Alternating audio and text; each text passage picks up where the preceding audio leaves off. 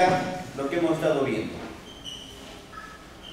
Hemos hablado que el conducto raquídeo está formado por la sucesión de agujeros raquídeos, que el agujero raquídeo está formado por el cuerpo, la masa apofisiaria, se unen masa con cuerpo a través de los pedículos y delimitan de esa manera el agujero de conjunción. El agujero de conjunción. Tenemos estructuras acá. Fíjense, disco intervertebral en este esquema, ligamento vertebral común posterior. Ya dijimos el pedículo, la masa, con la articulación, bien la articulación de las cavidades articulares entre sí, de la vértebra de arriba con la vértebra de abajo.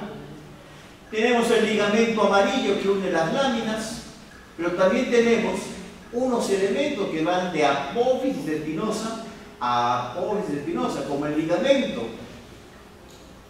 epiespinoso, y también estas masas musculares que hay entre uno y otra apófisis, que son los músculos interespinosos.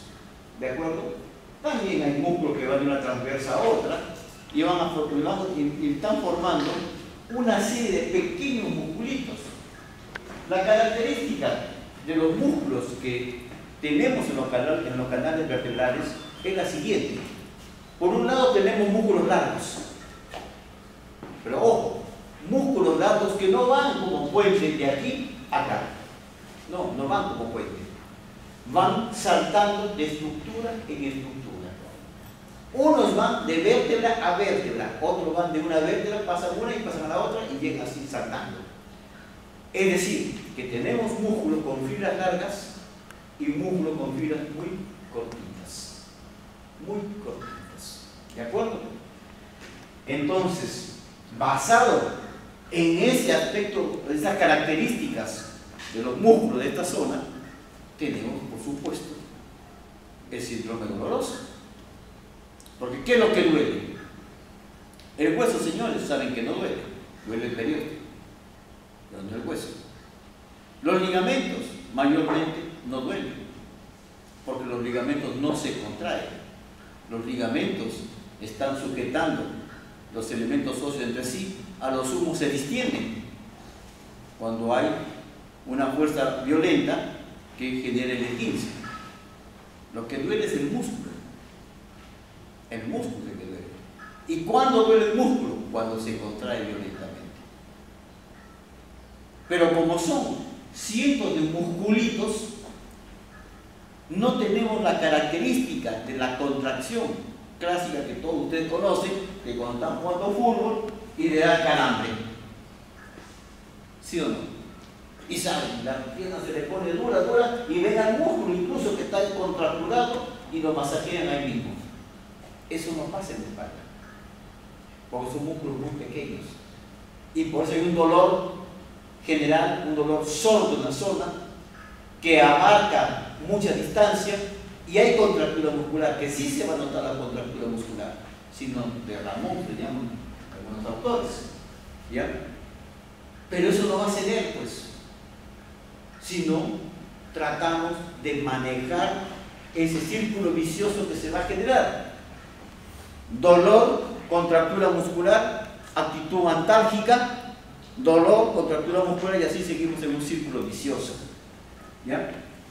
Por esa característica de musculito a musculito. ¿Qué más observamos? Que tenemos los dos componentes, el componente anterior y el componente posterior. ¿De acuerdo? Muy bien delimitados. Funcionalmente muy bien delimitados.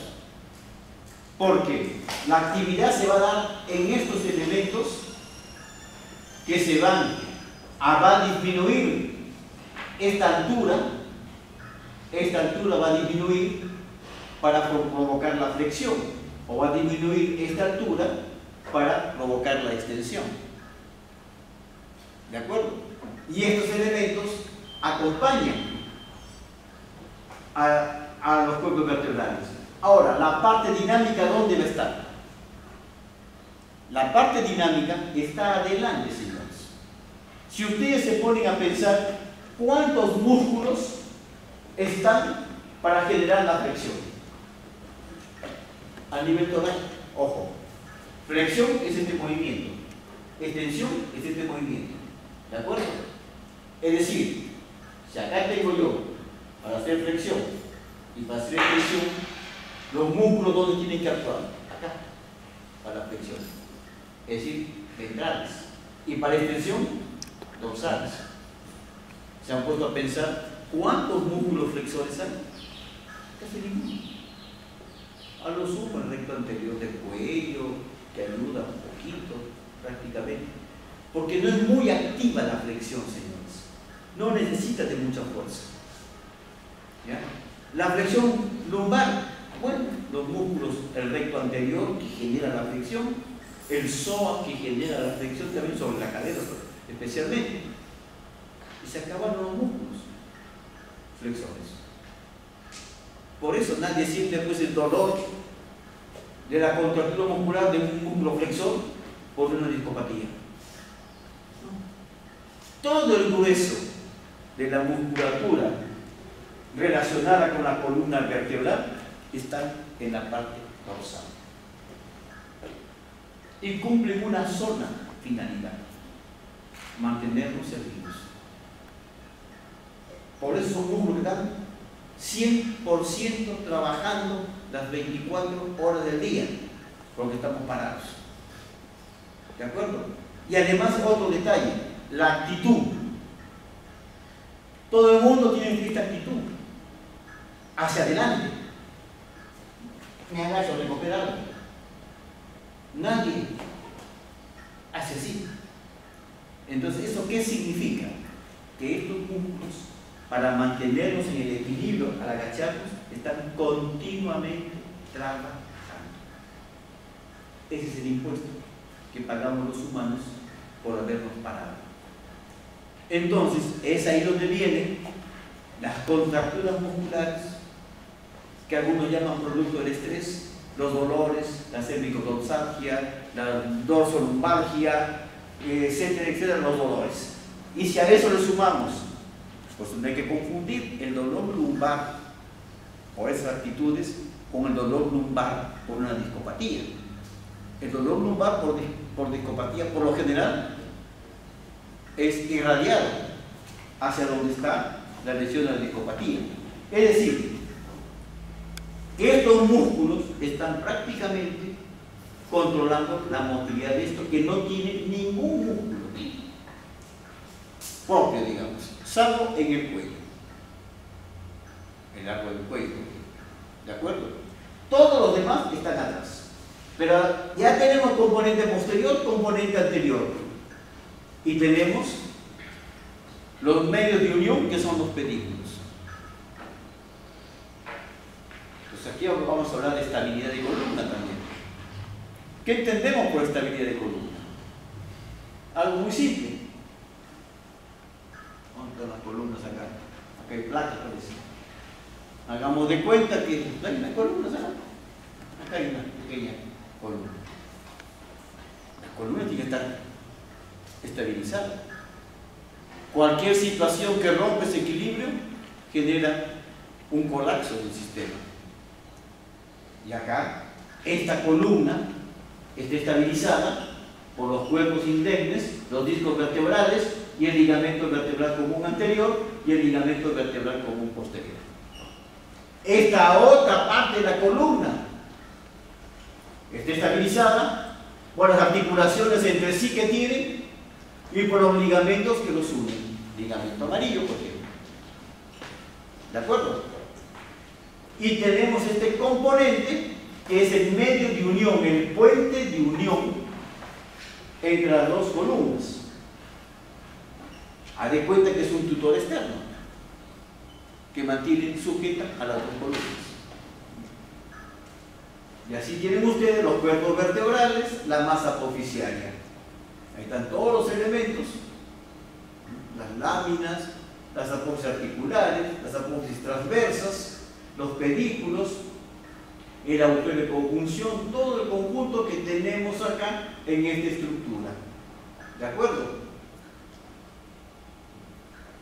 Los medios de unión, el disco intervertebral, el ligamento vertebral común anterior, el ligamento vertebral común posterior, las caries articulares entre sí, los ligamentos amarillos, el ligamento supraespinoso o epiespinoso y el interespinoso. ¿De acuerdo? Entonces, ¿qué sucede? Hablamos de un componente anterior y de un componente posterior. Se lo conoce como pilar anterior y como pilar posterior. Verdaderos pilares. Estabilizados y sincronizados por los pedículos. ¿Ya? ¿Y qué va a pasar? Cuando tenemos nosotros un traumatismo, puede afectarse parcialmente la columna, los medios de la estructura de las columnas. Puede afectarse totalmente, puede afectarse una parte de la columna o todas las partes de la columna. ¿De acuerdo? Sabemos que los mecanismos permanentes de presión son en el sentido cráneo-caudal. Lógicamente, soportan el peso del cuerpo y soportan la gravedad. ¿De acuerdo? Todo eso hace que continuamente tengamos esta presión. He ahí las fracturas espontáneas que se generan en las personas de avanzada edad por descalcificación. O una simple caída sentada genera el colapso muchas veces de estas estructuras. Y ahí están los puentes que nos suenan. ¿Vamos bien? Entonces, ya tenemos la columna formada y vamos a hablar nosotros de los mecanismos. El sector anterior, la mitad anterior de los cuerpos vertebrales, tienen una propia estructura: su hemicuerpo, su hemidisco y su ligamento vertebral común anterior. ¿De acuerdo? Ahí lo tienen.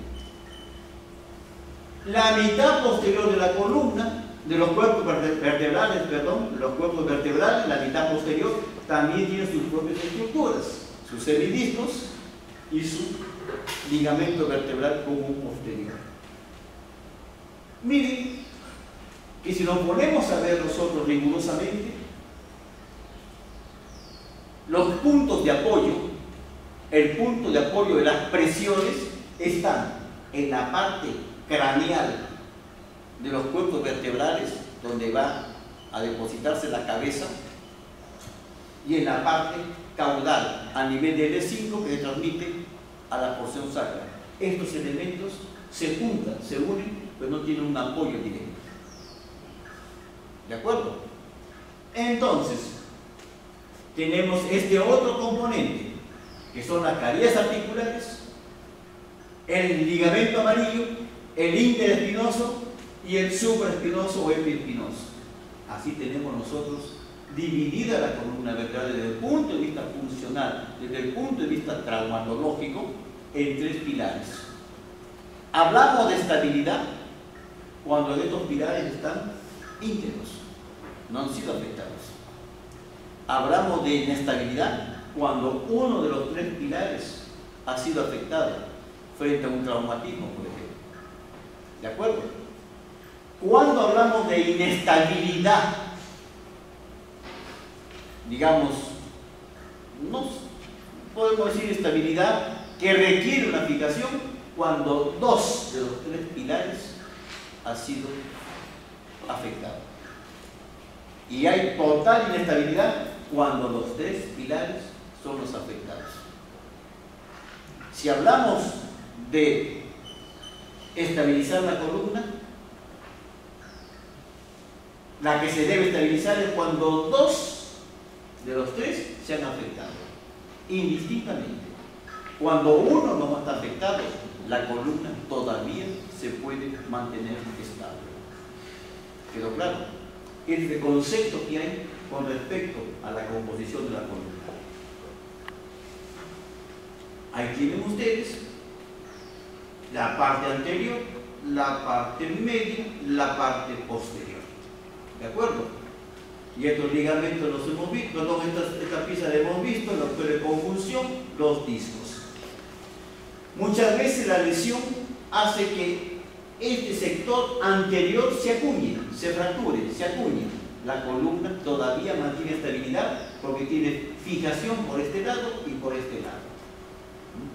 Ahí tienen los discos intervertebrales nuevamente. Ahí tienen el disco intervertebral con su rodete fibroso que son circulares concéntricos que se van generando, y acá está el núcleo pulposo. Miren la característica del núcleo pulposo. Visto de arriba, miren el disco, este es el disco, su anillo fibroso. Miren cómo el anillo fibroso está bien reforzado por delante, lateralmente y por atrás poco. Por eso, el núcleo pulposo, que es esta masa que vemos acá, que no hay anillo fibroso, no hay nada, sino es una masa homogénea en el medio, se escapa cuando se fractura esta zona. ¿Y a dónde va? Hacia el agujero de conjunción mayormente.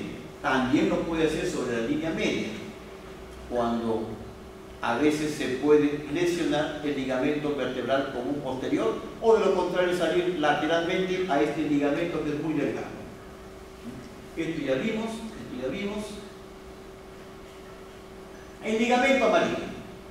¿Se acuerdan que hablamos que el ligamento amarillo se originaba en la lámina que está arriba y va a la lámina que está abajo? Acá están viendo ustedes el atlas, arco posterior. Acá se ha resecado el axis, acá se ha resecado el tercero, cuarto, quinto, tercero. Pero acá están viendo ustedes de este lado una lámina, otra lámina. La espinosa, la apófisis espinosa cervical. Observen pues. Yo no veo ligamento amarillo. No se ve el ligamento amarillo, porque el ligamento amarillo está como teja. Está así. ¿De acuerdo? Acá está la lámina. Y acá está el ligamento amarillo. El ligamento amarillo se origina en la cara anterior de la lámina. Esta es mi lámina. En la cara anterior de la lámina, pero en la mitad inferior de esta cara anterior de la lámina. Acá, así. El ligamento amarillo. ¿Quedó claro? El ligamento amarillo. En la cara anterior de la lámina, pero en la mitad inferior.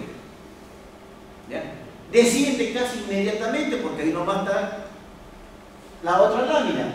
Se encuentra con la otra lámina y termina insertándose en el borde superior de la lámina inferior.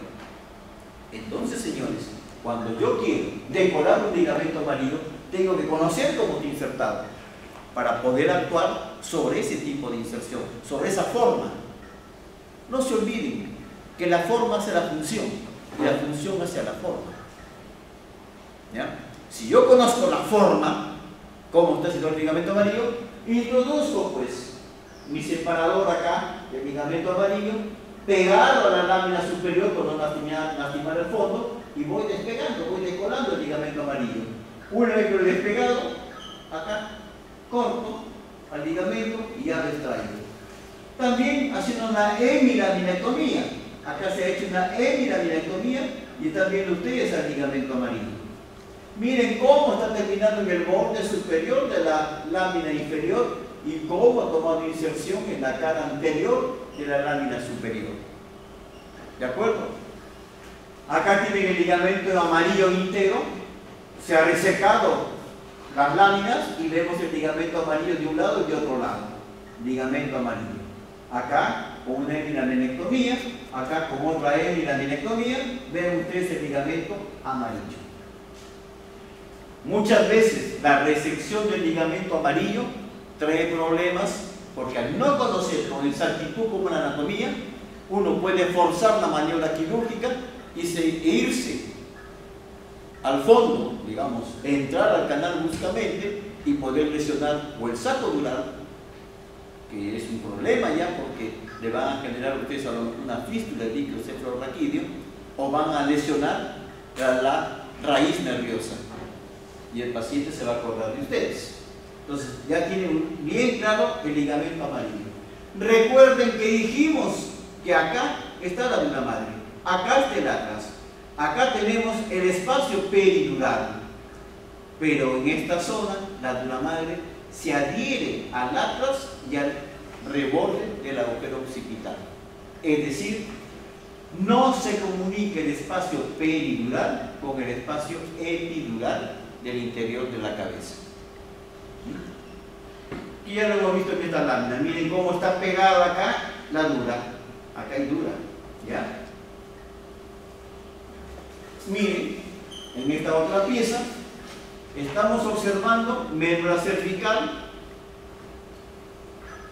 acá médula torácica, acá tenemos parte de la columna, parte de la vértebra, acá está la primera costilla y miren la vertebral entrando, la vertebral, y acá los nervios raquídeos saliendo por su agujero de conjunción. ¿De acuerdo? El espacio que hay entre la médula y el conducto raquídeo, un espacio bastante complaciente. Esto lo hemos visto en blanco y negro, creo.